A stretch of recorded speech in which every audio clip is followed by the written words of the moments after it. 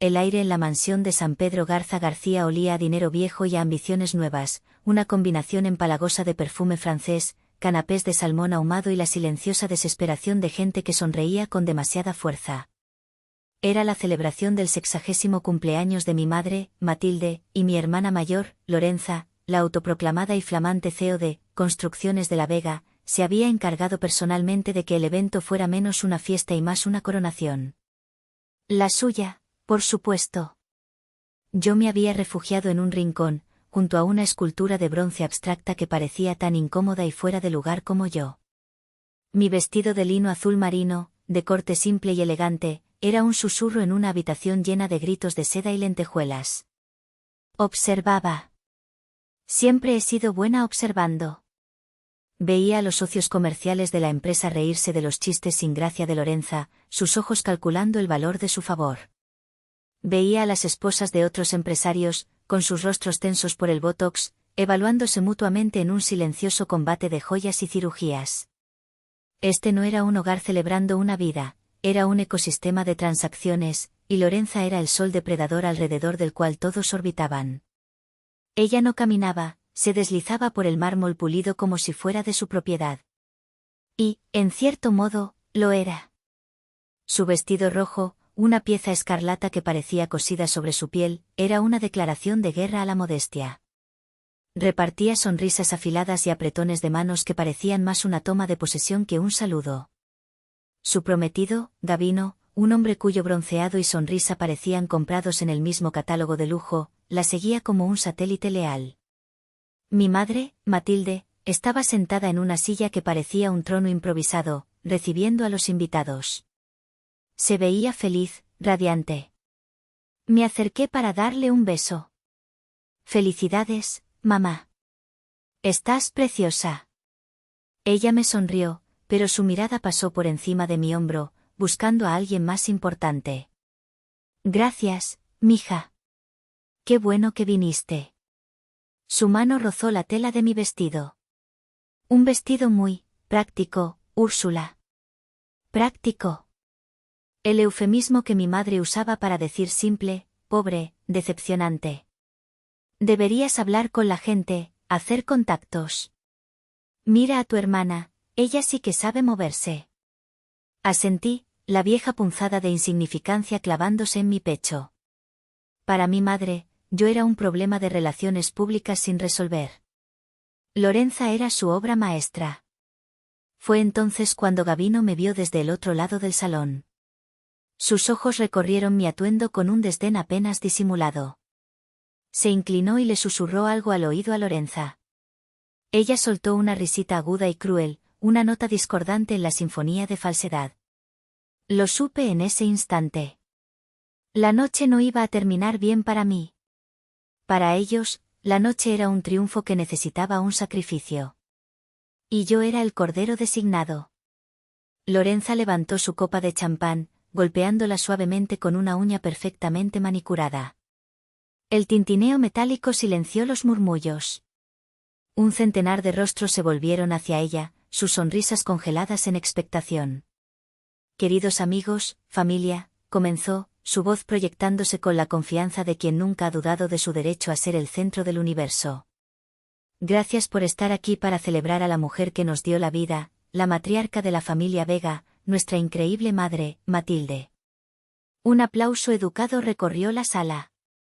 Mi madre se llevó una mano al pecho, actuando una sorpresa que no sentía.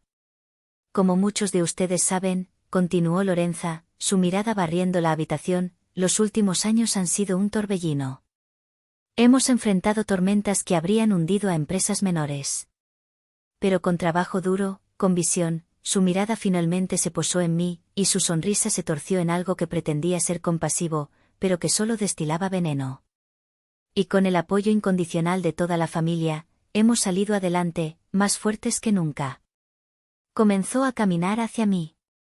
Lenta, deliberadamente. El mar de invitados se abrió para dejarla pasar. El murmullo de su vestido de seda era el único sonido, un siseo ominoso.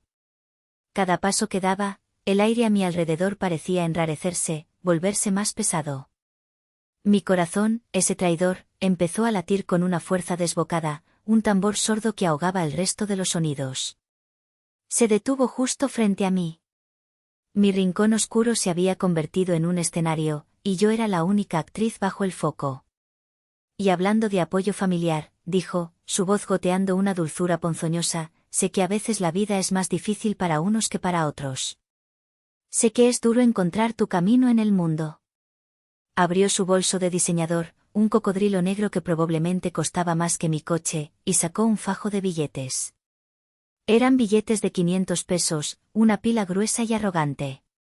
Los sostuvo frente a mi cara, entre su pulgar y su índice, como si estuviera ofreciendo comida a un animal. El silencio en la sala era ahora absoluto, tan profundo que podía oír el zumbido del aire acondicionado. ¿No te da vergüenza ser una niní a tus 30? Preguntó, su voz ahora alta, clara, cortante, asegurándose de que nadie se perdiera una sola sílaba del espectáculo. Toma, para tus gastos, inútil. El dinero quedó suspendido en el aire entre nosotras, un insulto materializado, un puente de humillación. Un par de invitados soltaron risitas nerviosas, sin saber cómo reaccionar. Luego, un socio de Gabino se rió abiertamente, una carcajada sonora y cruel. Y entonces, como una plaga, la risa se extendió. No era una risa amable. Era la risa de una manada que ha arrinconado a su presa y disfruta de su miedo. Busqué desesperadamente la mirada de mi madre. Ella me miraba, sí, pero en su rostro no había defensa, ni indignación. Solo una sonrisa incómoda, un gesto que me suplicaba que no hiciera una escena, que aceptara mi papel en la farsa que ella llamaba familia. Acepta la humillación, decían sus ojos, para que la fiesta pueda continuar. No tomé el dinero. No dije una palabra. Simplemente me quedé allí, sintiendo como 100 pares de ojos me diseccionaban, me juzgaban, me borraban. El calor de la vergüenza me subía por el cuello, una marea hirviente. Pero por dentro, algo se rompió.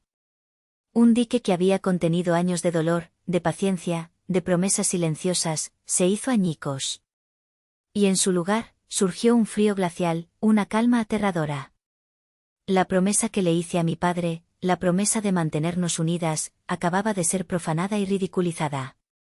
Y me di cuenta, con una claridad que dolía, que ya no quedaba nada que proteger. El juego, con sus reglas injustas y sus jugadores tramposos, había terminado. Y yo estaba a punto de voltear el tablero. El motor de mi coche era un murmullo discreto mientras me alejaba de la mansión, dejando atrás el resplandor de la fiesta. Conduje sin rumbo por las arterias iluminadas de Monterrey, la música de la radio era un fantasma sonoro que no lograba penetrar la campana de silencio que se había formado a mi alrededor. La humillación era un sabor amargo y metálico en la boca, pero debajo de ella, algo más profundo se removía, el eco de años de heridas silenciosas, una colección de agravios que guardaba en el museo privado de mi memoria. Cada recuerdo era una pieza de exposición, un diorama perfectamente conservado de mi rol asignado en la familia Vega. Mientras conducía, las puertas de ese museo se abrieron de par en par. La primera sala del museo siempre era la más dolorosa. Olía a antiséptico y a miedo. La imagen de mi padre, hace 5 años, en esa cama de hospital anónima. Su cuerpo, que yo recordaba como una montaña de fuerza y seguridad, se había reducido a una frágil silueta bajo las sábanas blancas y almidonadas. Era ingeniero, un hombre de planos, de estructuras, de una lógica implacable. Su mundo eran los ángulos rectos y las certezas matemáticas. Y me miraba con una urgencia que su voz, debilitada y rasposa, ya no podía transmitir. Lorenza estaba en la cafetería, gestionando por teléfono lo que ella llamaba una crisis, con un proveedor, demasiado ocupada para presenciar el colapso de la estructura más importante de su vida. Úrsula, susurró papá, su mano huesuda y manchada por la edad buscando la mía. Su piel era como un pergamino antiguo. Escúchame. Tu hermana, ella ve el mundo como un escenario, y a la gente como su audiencia. Tiene chispa, pero no tiene centro. Sus ojos, hundidos en su rostro demacrado pero increíblemente lúcidos, se clavaron en los míos. Pero tú, mija, tú eres la roca. Tienes mis cimientos. Entiendes que las cosas importantes se construyen despacio, desde abajo. Hizo una pausa para tomar aire, un esfuerzo que le costó todo. Prométeme que cuidarás nuestro legado. La empresa es más que ladrillos y cemento, es el nombre de tu abuelo. Y prométeme que cuidarás de ella. Su ego es un edificio sin columnas, se puede venir abajo. Yo asentí, incapaz de hablar, tragándome un nudo que sabía a sal y a pérdida. Te lo prometo, papá. Y en ese momento, sentí el peso de construcciones de la Vega, el legado de 3 generaciones, caer sobre mis hombros de 25 años. Una promesa que, en mi inocencia, creí que se trataba de números y contratos. ¡Qué equivocada estaba! Se trataba de absorber el caos de mi hermana para mantener en pie su edificio sin columnas. Un año después, la empresa se hundía. El caos de Lorenza, ahora autonombrada CEO, estaba demoliendo el legado de mi padre desde dentro.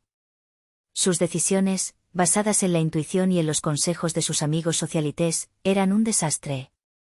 Los números estaban en rojo sangre. Los empleados más leales, hombres que habían envejecido construyendo la visión de mi padre, me miraban en los pasillos con una mezcla de pena y súplica.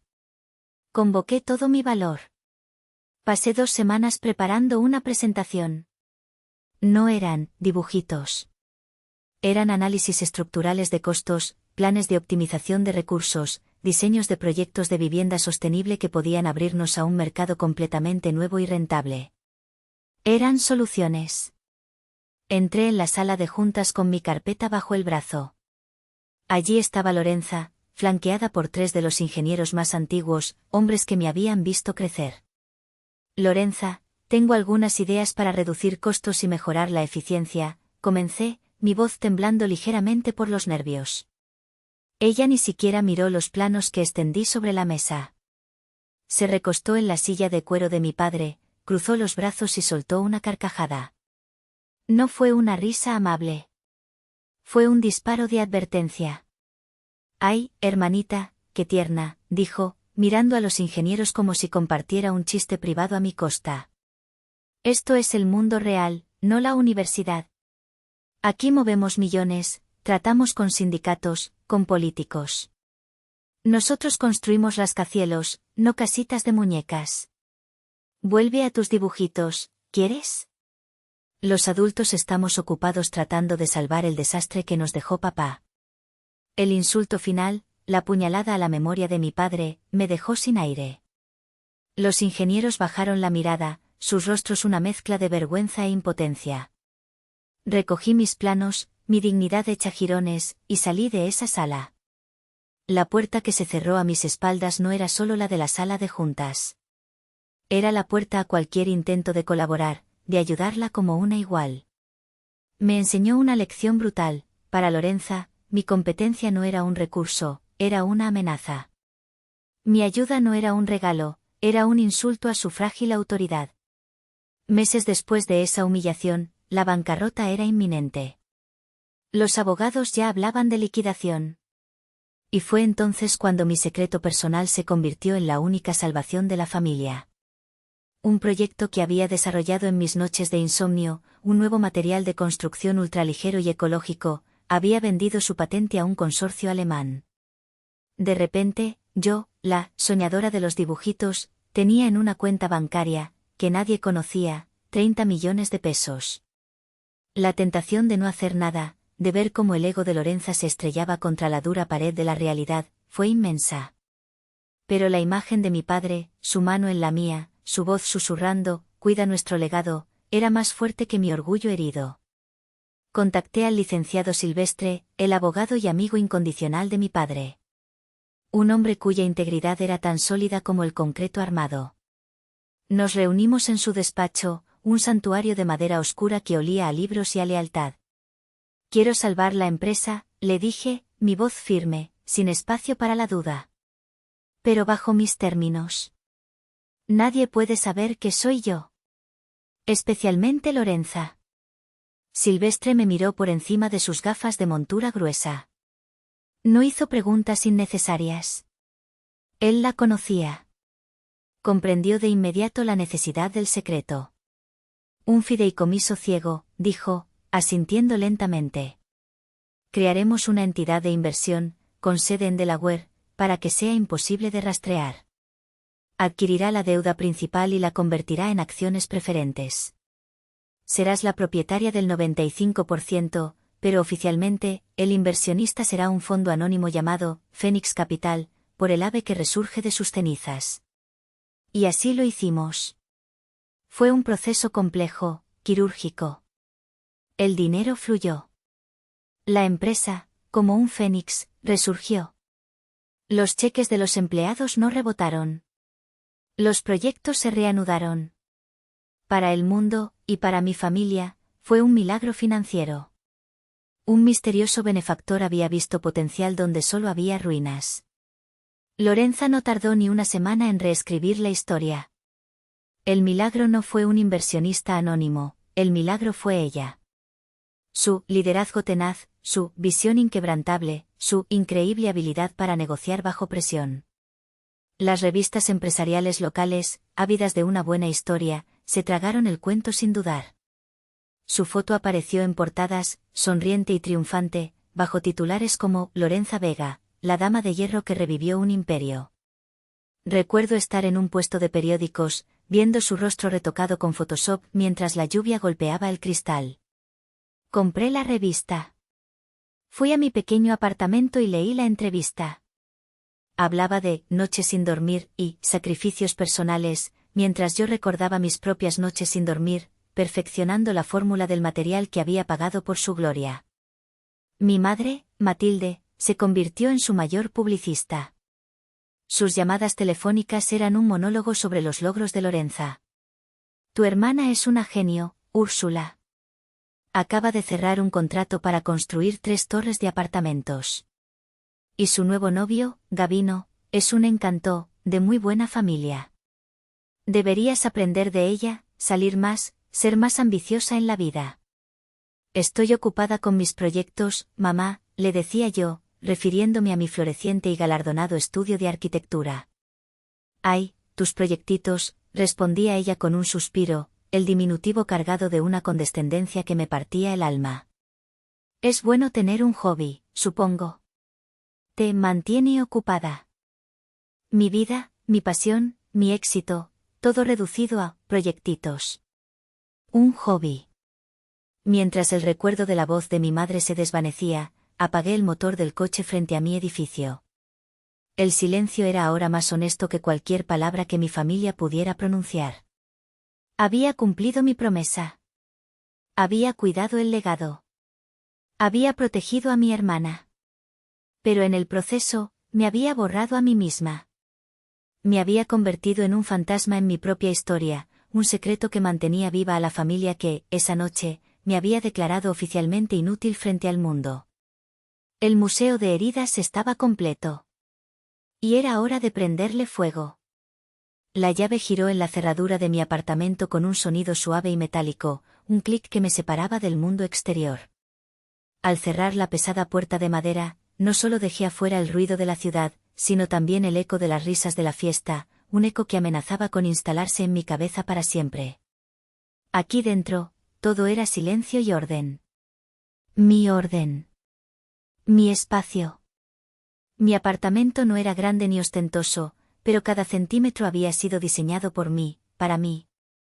Las paredes de concreto pulido, que a otros les parecerían frías, se suavizaban con la calidez de los muebles de nogal y la luz indirecta que emanaba de lugares ocultos. Era mi santuario, un manifiesto tridimensional de quién era yo en realidad, no la sombra que mi familia insistía en proyectar sobre mí. Lorenza lo había visitado una sola vez, años atrás, poco después de que me mudara. Paseó la vista por el espacio abierto, su labio superior ligeramente curvado en una mueca de desdén.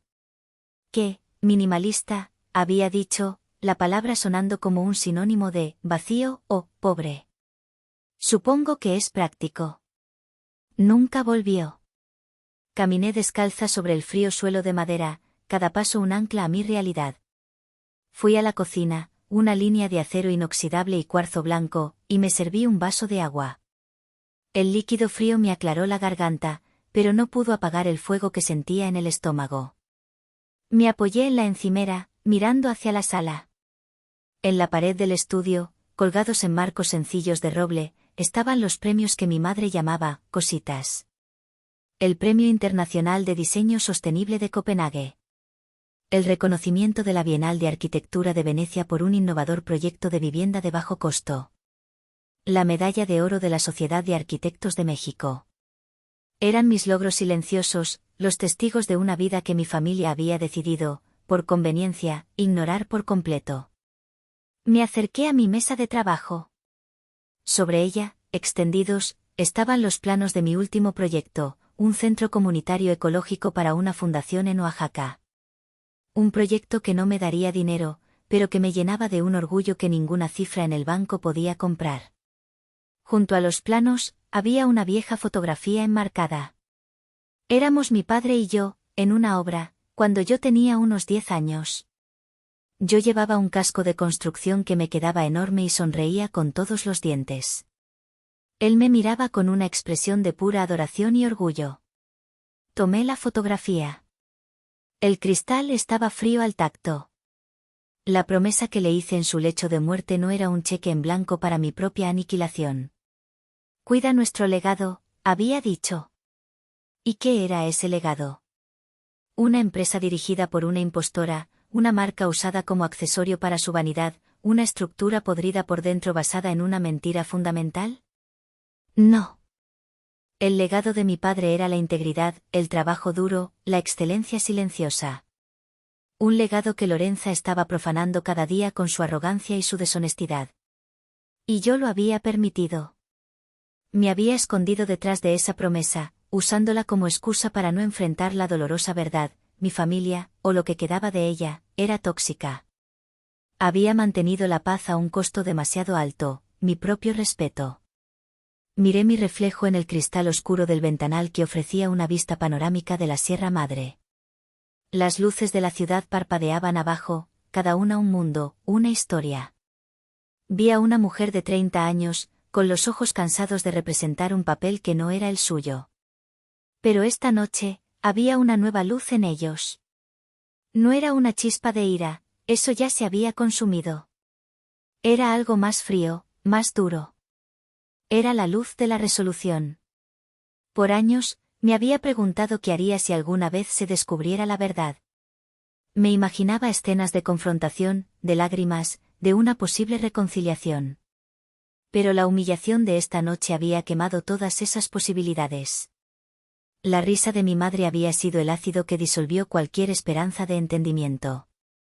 No se trataba de que no me vieran, se trataba de que me veían perfectamente como la pieza prescindible, el chivo expiatorio conveniente para realzar la gloria de la verdadera heredera.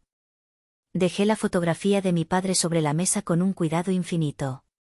El duelo por la familia que creí tener, que deseé tener, ocurrió en ese preciso instante. Fue un duelo silencioso, sin lágrimas. Fue una aceptación. Y con la aceptación, vino la libertad. La libertad de actuar. Dejé el vaso en la encimera con un golpe seco y definitivo. Se acabó. Se acabó ser la hija invisible, la hermana silenciosa, la arquitecta anónima de los éxitos de otros. Habían disfrutado del espectáculo de mi humillación. Ahora, iban a tener un asiento en primera fila para mi resurrección. Y el precio de la entrada iba a ser la verdad, completa y sin anestesia. Tomé mi teléfono. La paciencia, esa virtud que tanto me habían alabado y de la que tanto se habían aprovechado, se había agotado.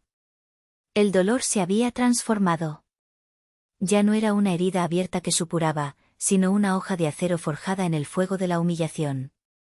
Y estaba afilada. Estaba lista. La pantalla de mi teléfono iluminó mi rostro en la penumbra del apartamento. Mis dedos se movieron con una precisión mecánica, sin el más mínimo temblor, como si pertenecieran a otra persona, a una versión de mí que no conocía pero que estaba emergiendo con una fuerza imparable. Busqué el contacto en mi agenda. Licenciado Silvestre. Hacía meses que no hablábamos, desde la última revisión trimestral del fideicomiso, un formalismo que ambos despachábamos con eficiencia. Nuestra comunicación siempre había sido discreta, casi clandestina. Esta vez, sería una declaración de guerra. Sonó 2 veces, 2 pulsos en la noche silenciosa, antes de que contestara. Su voz, incluso pasada la medianoche, era exactamente como la recordaba, grave, tranquila, imperturbable. Como la de un juez. Dígame. No un hola, ni un ¿quién habla? Directo al punto. Silvestre era un hombre construido con la misma lógica y solidez que mi padre admiraba en las estructuras de concreto. Silvestre, soy Úrsula Vega, dije, y mi propia voz me sorprendió. Sonaba extrañamente calmada, desprovista de la tormenta de emociones que había sentido apenas una hora antes. Espero no molestarlo a estas horas. Sé que es tarde. Señorita Vega, respondió, y pude imaginarlo perfectamente, sentado en su sillón de cuero en su biblioteca, un libro abierto sobre el regazo, ajustándose las gafas. Para usted nunca es molestia. Y deduzco por la hora que esta llamada no es para revisar los rendimientos del fondo de inversión. No, Silvestre. No lo es. Hice una pausa, tomando aire, el oxígeno sintiéndose frío y puro en mis pulmones. Se acabó el juego.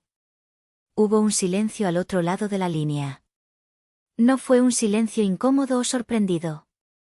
Fue un silencio cargado de entendimiento, de algo parecido a un alivio contenido.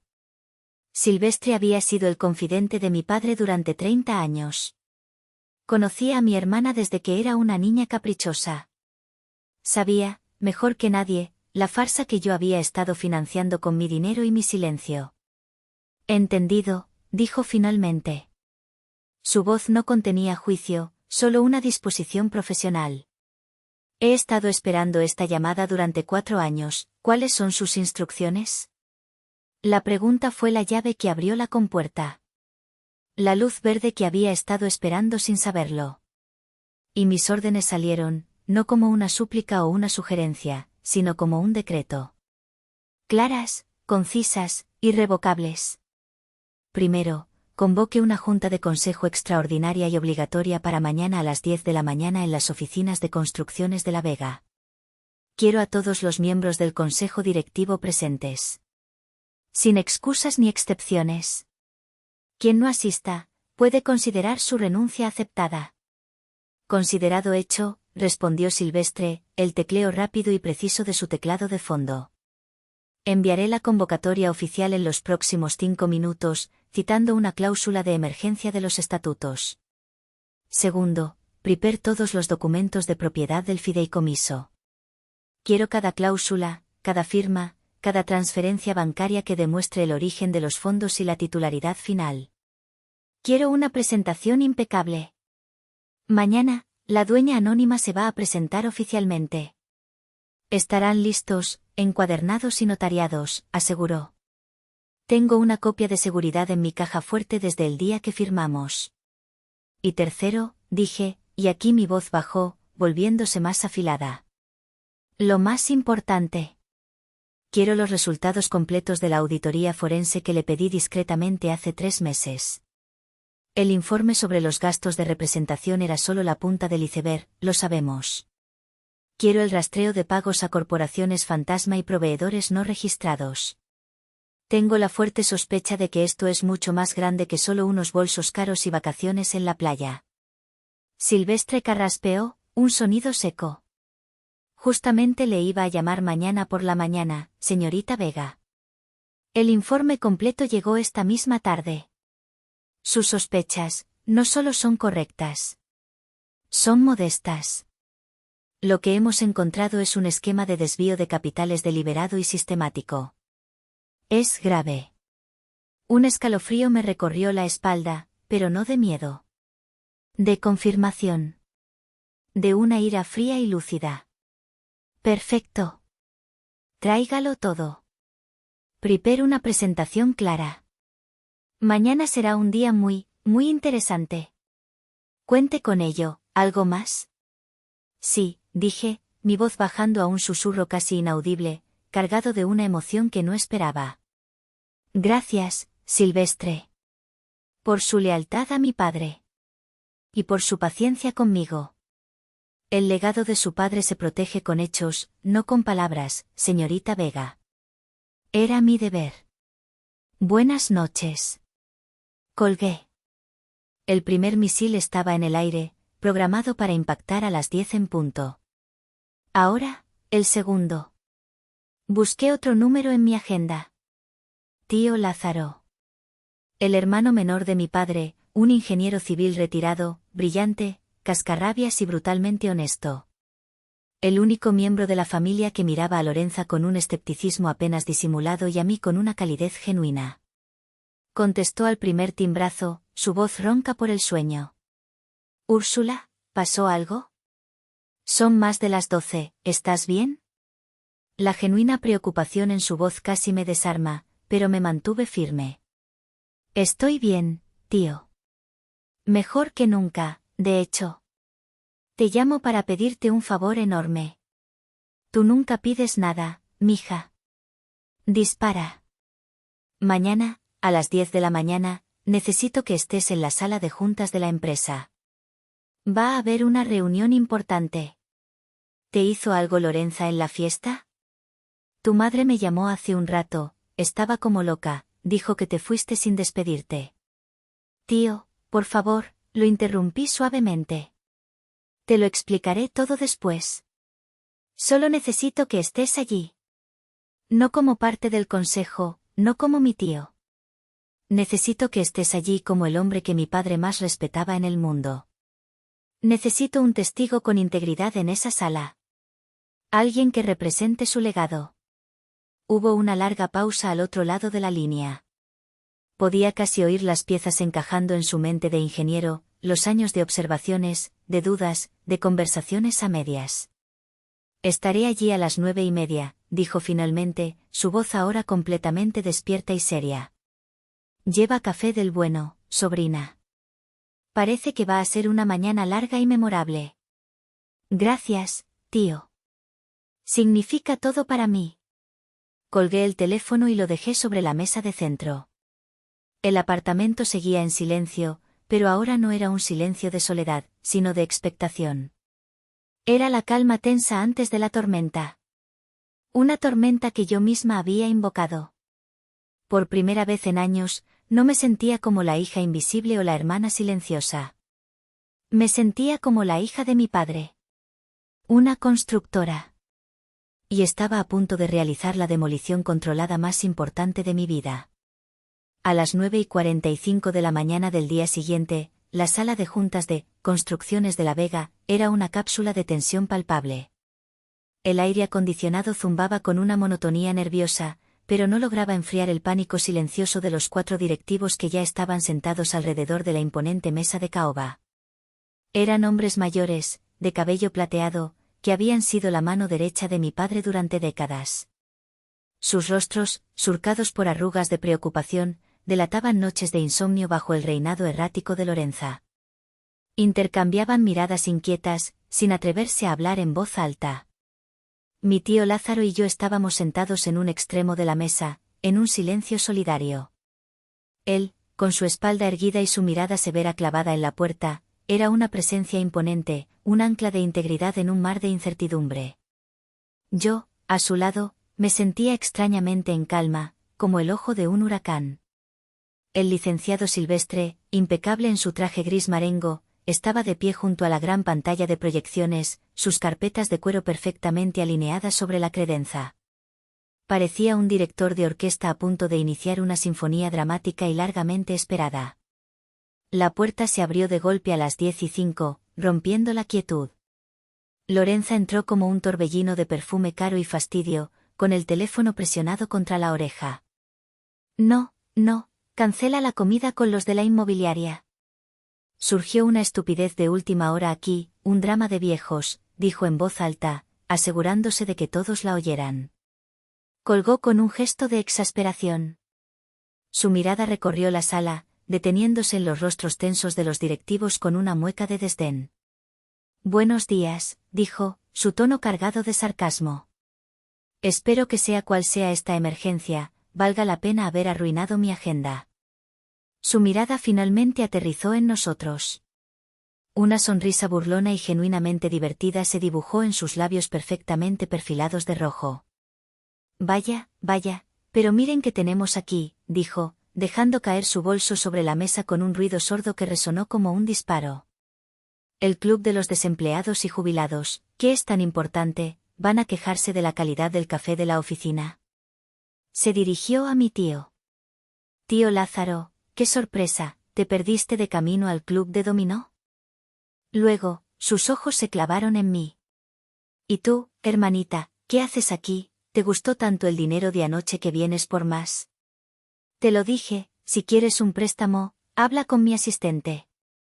Aunque no sé qué garantía podrías ofrecer, quizás esos dibujitos tuyos.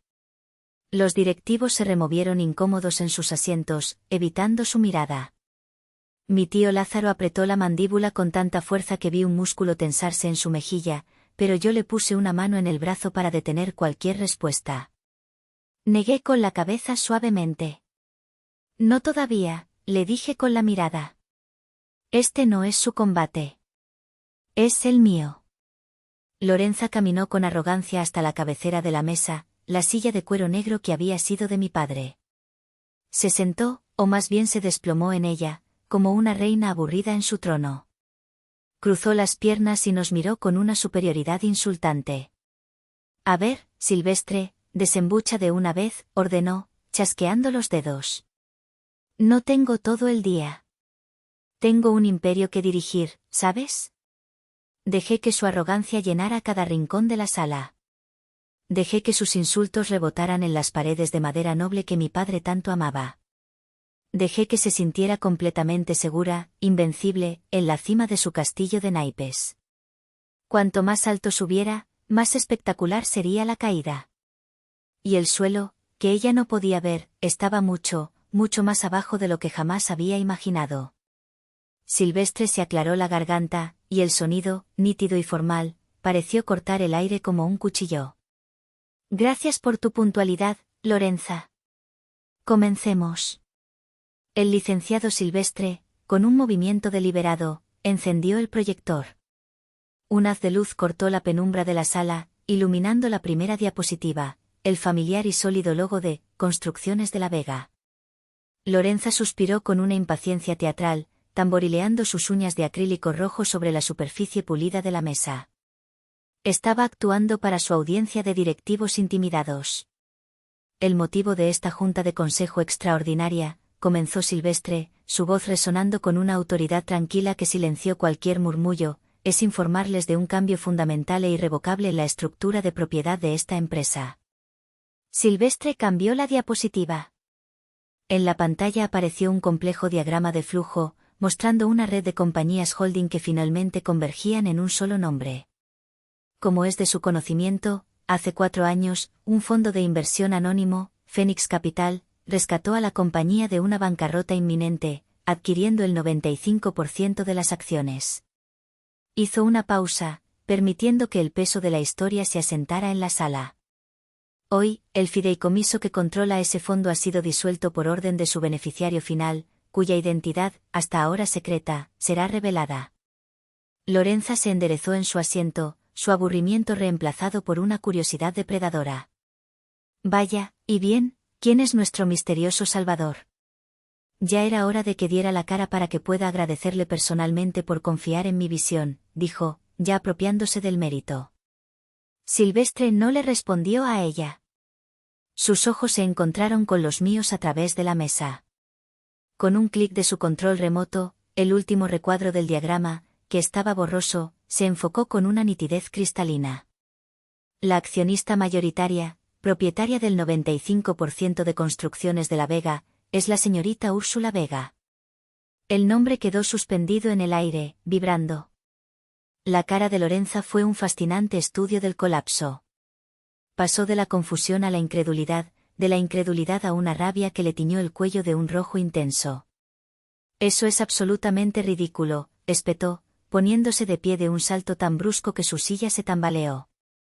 Es imposible, es una mentira, mi hermana es una don nadie.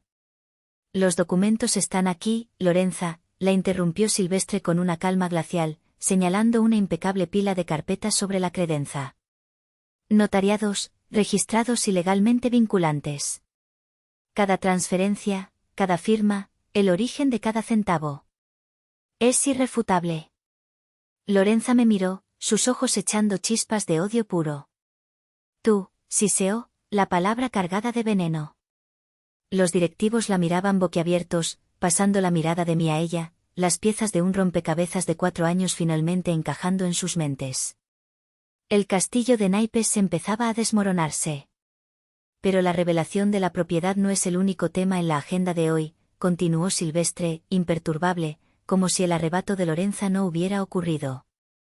Proyectó una nueva diapositiva, un resumen detallado de los gastos de la tarjeta de crédito corporativa de la CEO. Vuelos en primera clase a Bali, facturas de miles de dólares de boutiques en Masaryk, fines de semana en spas de lujo en Los Cabos. La auditoría preliminar muestra gastos personales cargados a la empresa por un total de 3.200.000 pesos en los últimos 2 años, explicó Silvestre. Lorenza recuperó un ápice de su arrogancia. Son gastos de representación, contraatacó, aunque su voz sonaba menos segura. Es el costo de hacer negocios, de mantener la imagen de éxito que nos ha traído hasta aquí, ustedes no lo entenderían, dijo, mirando a los directivos con desprecio. El público en la sala, y los propios directivos, parecían pensar que ese era el clímax, una sórdida pelea familiar por dinero. Estaban muy equivocados. Entiendo perfectamente la diferencia entre representación y malversación, Lorenza, dijo Silvestre, y su tono, por primera vez, se endureció con un filo de acero. Lo que no es un gasto de representación son estos pagos. La diapositiva cambió de nuevo. Ahora mostraba un diagrama de flujo mucho más complejo y oscuro. Una red de transferencias sistemáticas a empresas fantasma y proveedores sin registro. El verdadero desfalco no está en los lujos. Está en los 35 millones de pesos desviados, peso por peso, a una empresa de reciente creación llamada Grupo Loga. Al oír el nombre, vi a Gavino, quien se había quedado de pie junto a la puerta como un espectador arrogante, ponerse pálido como el papel. Loga. Lorenza y Gavino. Grupo Loga, continuó Silvestre, su voz como la de un fiscal presentando su caso final, una empresa de desarrollo inmobiliario registrada a nombre del señor Gavino, aquí presente.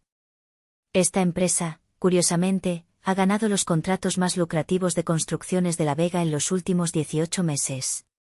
Ha comprado maquinaria de última generación con nuestro dinero y ha contratado a nuestros mejores ingenieros ofreciéndoles salarios que nosotros no podíamos permitirnos. No estabas simplemente robando para irte de compras, Lorenza. Estabas canibalizando la empresa de tu padre para construir un nuevo imperio a sus espaldas, con la intención de dejar que ésta se hundiera. El silencio en la sala era ahora una tumba. Lorenza miraba la pantalla, su boca abierta en una O de horror, incapaz de articular palabra. Su plan maestro, su gran traición, expuesta en una diapositiva de PowerPoint. Y la joya de la corona de esta operación, dijo Silvestre, mostrando la última diapositiva, la escritura de una propiedad. La dirección era inconfundible. La mansión donde se celebró la fiesta de cumpleaños de su madre ayer, fue comprada por Grupo Loga, con el primer millón de pesos desfalcado de esta empresa. Lorenza, humillaste a tu hermana, la verdadera dueña de todo, en la casa que construiste robándole su propio dinero. Fue entonces cuando, finalmente, me puse de pie. Todos los ojos se volvieron hacia mí. No levanté la voz. No necesitaba hacerlo. La verdad ya había hecho todo el ruido necesario. Lorenza, dije, y mi voz era tranquila, fría, y absolutamente final. No estás despedida. Eso es demasiado simple. Ser despedida implica que simplemente has perdido un trabajo. Caminé lentamente hasta la cabecera de la mesa. Ella retrocedió, tropezando con su propia silla, como si mi presencia la quemara. Le he dado instrucciones precisas al licenciado Silvestre, continué, mirando a los ojos ahora aterrorizados de mi hermana. Vamos a iniciar un proceso legal para tomar control total y absoluto de Grupo Loga y todos sus activos, bajo el argumento legal de que es un fruto del árbol envenenado, una entidad creada y financiada en su totalidad por capital fraudulento. La ley está de nuestro lado. Hice una pausa, dejando que el peso de mis palabras la aplastara por completo. No voy a recuperar mi dinero, Lorenza. Voy a quedarme con tu sueño. Con tu futuro. Con cada ladrillo de ese imperio secreto que intentaste construir sobre las ruinas de nuestra familia. Ahora, por favor, sal de la silla de mi padre. Nunca te perteneció. El colapso de Lorenza no fue inmediato. Por un segundo, un silencio atronador llenó la sala mientras su mente procesaba la enormidad de su aniquilación. Luego, la negación, la primera etapa del duelo por su imperio perdido, se apoderó de ella. No, gritó, su voz rompiéndose en un chillido agudo que hizo que todos se encogieran. No puedes hacerme esto, es una mentira, estás loca. Se abalanzó hacia la mesa, intentando barrer las carpetas de Silvestre al suelo, como si destruir la evidencia pudiera borrar la verdad. Pero mi tío Lázaro, moviéndose con una agilidad sorprendente para su edad, se interpuso. Su cuerpo corpulento era una barrera infranqueable. Ya basta, Lorenza, dijo, su voz grave y cargada con el peso de una profunda decepción. Has hecho suficiente daño. Quítate de en medio, viejo inútil, le gritó ella, su rostro contorsionado por una furia animal. Intentó empujarlo, pero sus manos apenas movieron al hombre que era como una montaña de principios. Fue entonces cuando Gavino, su cómplice, su prometido, el futuro CEO dueño de su imperio secreto, tomó su decisión final. Sin decir una sola palabra, sin siquiera mirar a Lorenza, se dio la vuelta y salió de la sala de juntas, sus pasos rápidos resonando en el pasillo.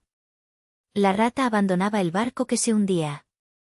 Verlo huir fue el golpe de gracia que destrozó la última coraza de Lorenza. Su rabia se desmoronó como un muro de arena, reemplazada por una desesperación cruda y patética. Sus rodillas parecieron fallarle y se apoyó en la mesa para no caer. No, no, por favor, Úrsula, sollozó, su voz ahora un gemido lastimero. El cambio fue tan repentino que resultó grotesco. Hermanita, por favor, no me hagas esto. Es todo lo que tengo. Podemos arreglarlo. Te lo devolveré, te lo juro. La miré, y por primera vez en mucho tiempo, no sentí ni la punzada de la ira, ni el dolor de la traición, ni siquiera la más mínima sombra de compasión. No sentí nada. Era como mirar a una extraña con el rostro de mi hermana, una actriz que había olvidado su guión. Lo que tenías, Lorenza, lo construiste sobre una mentira. Y las mentiras no se arreglan, se derrumban, dije con una calma que me sorprendió a mí misma. Me volví hacia Silvestre. Licenciado, por favor llame a seguridad para que acompañen a la señorita Vega fuera del edificio. Su acceso a todas las instalaciones ha sido revocado de forma inmediata. Los siguientes minutos fueron un borrón caótico y humillante para ella. 2 guardias de seguridad entraron en la sala. Lorenza alternaba entre súplicas a mí, insultos a los directivos y acusaciones a Silvestre. Mientras recogía sus pertenencias personales de la que había sido su oficina, un par de fotos, una estatuilla de mal gusto, su agenda, no dejó de hablar. Te arrepentirás de esto, Úrsula, morirás sola, nadie te querrá jamás. El sonido de sus tacones alejándose por el pasillo, acompañado por el murmullo tranquilizador de los guardias, fue el punto final de una era de tiranía y falsedad. Esa noche, la guerra se trasladó a la puerta de mi casa. Los golpes frenéticos en mi apartamento me despertaron de un sueño inquieto. No necesité mirar por la mirilla para saber quiénes eran. La histeria tenía un sonido familiar. Úrsula, por el amor de Dios, abre la puerta, soy tu madre, tenemos que hablar, gritaba la voz de Matilde, ahogada por la angustia. Por favor, hija, no seas así, estás destruyendo a tu hermana, estás destruyendo a la familia, continuaba. Me senté en mi sofá, en la oscuridad, abrazando mis rodillas. Escuchaba sus súplicas, sus acusaciones, sus intentos de manipularme con la culpa. No me moví. Sabía que si abría esa puerta, me ahogaría en un mar de chantaje emocional. Después de los gritos de mi madre, vinieron los sollozos de Lorenza, débiles y calculados, diseñados para sonar como los de una víctima. Finalmente, mi teléfono empezó a sonar. Era mi madre. Lo dejé sonar 1, 2, 3 veces, hasta que saltó el buzón de voz. Escuché su mensaje más tarde, en la quietud de la madrugada. Su voz, temblorosa de lágrimas y rabia, era un veneno que ya no podía afectarme. No puedo creer lo que has hecho, Úrsula. No reconozco a la hija que crié. ¿Cómo puedes ser tan cruel, tan fría, destruir a tu propia hermana por dinero? Tu padre estaría tan avergonzado de ti. Has roto esta familia. Espero que estés feliz con tus millones. Te quedarás sola con ellos. Borré el mensaje. Apagué el teléfono. Me recosté en el sofá, mirando el techo oscuro. ¿Había roto a la familia? Quizás. O quizás solo había dejado de sostener los pedazos rotos de un jarrón que llevaba años hecho añicos, permitiendo que finalmente cayeran y mostraran la verdad de su fractura. Nuestra familia llevaba rota mucho tiempo. Yo solo había encendido la luz para que todos pudieran verlo. Pasaron 6 meses. 6 meses de un silencio ensordecedor por parte de mi madre y de una avalancha de notificaciones legales por parte de los abogados de Lorenza, intentos desesperados por salvar algo de los escombros de su fraude. Pero también fueron 6 meses de una limpieza profunda y una reconstrucción metódica. Con mi tío Lázaro como director interino y mi principal consejero, Construcciones de la Vega, empezó a sanar. Fue como realizar una cirugía a corazón abierto. Despedimos a los directivos que habían sido cómplices silenciosos de Lorenza, promovimos a los ingenieros jóvenes y talentosos que ella había mantenido a raya por considerarlos una amenaza, y renegociamos contratos basados en la honestidad y el trabajo de calidad, no en almuerzos caros y sobornos velados. El legado de mi padre, que había estado asfixiándose bajo capas de vanidad y corrupción, volvía a respirar. El proceso legal contra Grupo Loga fue brutal y mediático. Los abogados de Lorenza intentaron pintarme como una hermana vengativa y usurpadora. Pero los números no mienten. El rastro del fraude, meticulosamente documentado por Silvestre, era tan claro e innegable que la victoria fue total y aplastante. La corte dictaminó que Grupo Loga era, en efecto, un fruto del árbol envenenado, y todos sus activos, incluida la infame mansión, fueron transferidos a nuestra empresa como restitución parcial de los daños multimillonarios. Gavino, después de un torpe intento de huir del país, fue arrestado en el aeropuerto. Enfrentaba múltiples cargos de fraude y asociación delictuosa. Lorenza, gracias a un acuerdo de última hora en el que delató a otros socios en sus negocios turbios, evitó la cárcel. Pero quedó en la ruina, con su reputación social y profesional hecha cenizas y una deuda civil que la perseguiría por el resto de su vida. Una tarde de otoño, estaba en mi nueva oficina. La oficina de la presidencia. El sol de la tarde se filtraba por el gran ventanal, bañando la habitación en una luz dorada y cálida. Era la misma oficina donde Lorenza se había burlado de mis dibujitos, la misma silla donde se había proclamado reina de un imperio falso. Ahora, sobre la gran mesa de caoba, no había revistas de sociedad ni invitaciones a galas. Había planos. Los planos de mi primer gran proyecto como líder visible de la compañía, un complejo de viviendas sostenibles y de bajo costo para familias trabajadoras en las afueras de la ciudad.